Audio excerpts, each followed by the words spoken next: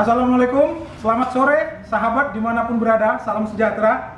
Sahabat, ini adalah pupuk kompos. Pupuk kompos yang sudah jadi ya. Bagi kita, para penghobi berkebun dan petani, pupuk kompos ini merupakan suatu item yang wajib kita punyai. Nah, kita memang bisa membelinya di toko pertanian, tetapi alangkah baiknya jika kita bisa membuatnya sendiri. Karena itu, pada kesempatan kali ini, kita akan sama-sama belajar bagaimana cara membuat pupuk kompos sendiri di rumah secara sederhana dan cepat, agar kita bisa panen atau mendapatkan pupuk kompos seperti ini, sehingga kita bisa melakukan aktivitas berkebun secara lebih organik, karena kan pupuk kompos ini bersifat organik dan baik sekali untuk pertumbuhan tanaman. Saksikan videonya sampai selesai. Terima kasih. Assalamualaikum. Untuk kita bisa membuat pupuk kompos sendiri di rumah, kita memerlukan beberapa bahan yang kita perlukan ya. Yang pertama adalah sampah rumah tangga. Ini merupakan kebanyakan adalah sampah nitrogen ya. Nah, ini ada kulit pisang, kulit nenas, sayuran, sisa selada, mentimun, ada bonggol jagung, ada buah apel yang sudah tinggal tengahnya ya, cangkang telur dan segala macam. Nah, ini merupakan sampah-sampah rumah tangga yang tidak terpakai lagi. Jadi ini bisa kita manfaatkan sebagai bahan dasar pembuatan kompos. Kemudian bahan dasar kedua selain pupuk nitrogen namanya ya. Jadi sampah rumah tangga yang gampang busuk ini disebut dengan sampah nitrogen. Kemudian kita juga memerlukan sampah karbon. Sampah karbon itu adalah berupa daun-daunan kering ataupun ranting-ranting yang sudah kering. Bisa juga kertas atau tisu, ataupun kardus atau produk-produk yang berbahan dasar kayu ya, tetapi kita tidak bisa memakai sampah-sampah anorganik misalnya seperti kaca, plastik, ataupun batu ya, kita tidak bisa pakai ya. Nah, kemudian satu lagi bahan pencampurnya agar pupuk kompos kita ini cepat jadi adalah tanah bekas. Tanah bekas misalnya kita sudah pernah menanam, media tanamnya sudah jenuh, sudah asam, sudah lama, kita bisa pakai sebagai campuran agar kita regenerasi menjadi kompos yang baru. Kemudian, agar pembuatan kompos ini menjadi lebih mudah dan cepat, kita juga menggunakan bioaktivator, boleh apa saja, boleh buat sendiri, pakai mol ya, nanti kita ajarkan bagaimana cara membuat mol sendiri, tapi kita memakai EM4, biasa kalau mau praktis, tinggal beli di toko pertanian. Kemudian kita juga memakai molase atau air gula, bisa gula merah atau gula putih ataupun air tetes tebu ya. Fungsinya ini adalah sebagai sumber energi bakteri dekompositor yang kita berikan pada kompos yang akan kita buat. Nah, kita langsung saja praktek agar para sahabat bisa melihat langsung bagaimana cara kita membuat kompos secara sederhana. Saksikan sampai selesai ya. Langkah awal membuat kompos di rumah dimulai dengan menyiapkan tempat untuk dekomposter. Nah, pilihannya banyak, tetapi kami di sini menggunakan tong yang dilubangi di bagian bawahnya. Kemudian kita juga menyiapkan satu ember yang kita letakkan di bagian bawah tong untuk menampung sisa-sisa air pada saat fermentasi pupuk kompos. Langkah selanjutnya, kita letakkan tanah bekas pada bagian dasar tong tempat kita membuat kompos. Kemudian masukkan semua sampah-sampah organik, baik sampah nitrogen maupun sampah karbon, dicampur, kemudian ditutup lagi dengan tanah bekas yang sudah kita siapkan. Langkah selanjutnya adalah memberikan molase kurang lebih sekitar 250 cc ke dalam campuran yang akan kita jadikan pupuk kompos. Dan langkah selanjutnya adalah memberikan mol atau mikroorganisme lokal, yaitu dalam hal ini kami menggunakan EM4, tetapi sahabat juga bisa menggunakan mol yang lain ya. Cara membuat mol sendiri nanti akan kita buatkan videonya. Karena itu para sahabat yang belum tekan tanda subscribe, silahkan tekan tanda subscribe agar tidak ketinggalan video-video menarik yang selalu kita hadirkan setiap minggunya. Lakukan pencampuran sampai rata semua bahan yang sudah kita siapkan. Kemudian langkah terakhir adalah melakukan penutupan pada tong.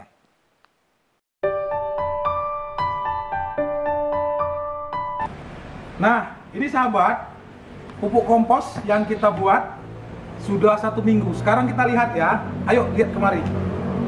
Nah, usahakan memang sempatkan untuk mengaduk ya, agar dia lebih cepat terurai. Ada beberapa yang agak belakangan kita masukkan kemarin.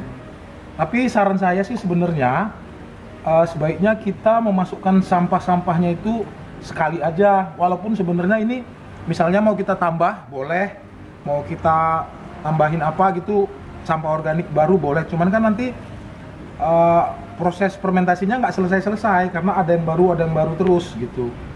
Kalau dia terasa terlalu basah, terlalu jemek dan berbau busuk, itu mungkin kebanyakan sampah nitrogen, yaitu buah-buahan, sayur-sayuran dan daun-daunan yang busuk itu sampah nitrogen. Jadi kalau terlalu basah, kita bisa menambahkan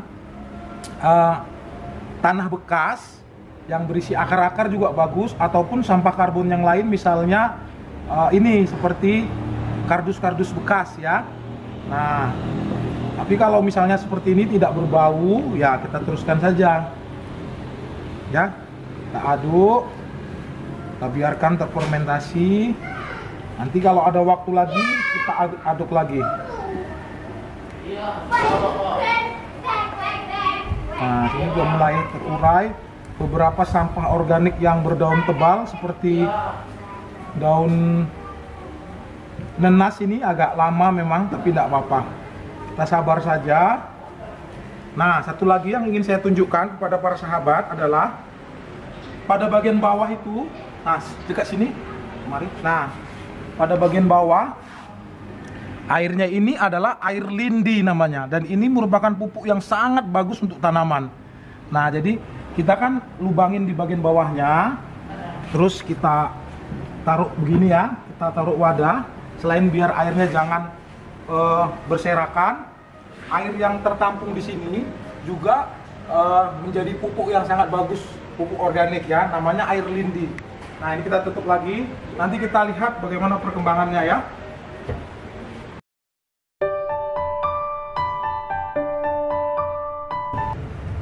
Nah sahabat, ini kita lihat ya, kompos pada usia 1 bulan. Nih lihat nih. Nah, ini sepertinya sudah banyak yang terurai. Tapi ini sahabat, ini bisa terlihat bahwasannya komposnya terlalu jemek. Nah, ini terjadi karena terlalu banyak sampah nitrogen. Karena memang kemarin saya memasukkan lagi daun-daun nenas ya, kemudian daun-daun sampah-sampah rumah tangga. Karena saya pikir bisa sekalian ya. Nah, jadi kalau untuk seperti ini, agar dia cepat bagus, kita tambahkan tanah bekas dan sampah karbon. Nah, ini saya sudah siapkan. Ini kita siapkan daun-daun kering ya, daun kering, dan kita kasih tanah bekas tambahan agar dia bisa lebih kering. Nanti 1 minggu kita cek lagi, kalau dia masih juga terlalu basah, kita bisa tambahkan lagi sampah karbonnya ya. Nah, jadi seperti itu ya sahabat. Dalam pembuatan komposnya ini, kalau misalnya kita mendapatkan kompos terlalu kering, kita bisa menambahkan air, kita siram, ataupun sampah nitrogennya, misalnya sampah-sampah sayur, buah-buahan ya, yang hijau biasanya yang masih segar tapi udah nggak terpakai, sampah rumah tangga kita tambahkan kalau terlalu kering, ataupun kita siram dengan air, ataupun dengan air cucian beras, itu juga bagus sekali untuk mempercepat proses fermentasinya. Tapi kalau misalnya terlalu jemek seperti ini bukan berarti ini gagal atau tidak jadi. Jadi kalau seperti ini kita tambahkan sampah organik yang mengandung karbon yang banyak, misalnya kardus, kemudian kertas, tisu, kertas koran, daun-daun yang kering ya, jangan daun yang hijau, ranting-ranting yang kering, dan tanah. Nah, setelah itu kita aduk dan kita tutup lagi ya. Nanti kita lihat sekitar 1 minggu atau 2 minggu ya. Biasanya sih hampir-hampir 1 bulan lagi mungkin baru jadi ya. Nanti kita akan lihat hasilnya bagaimana.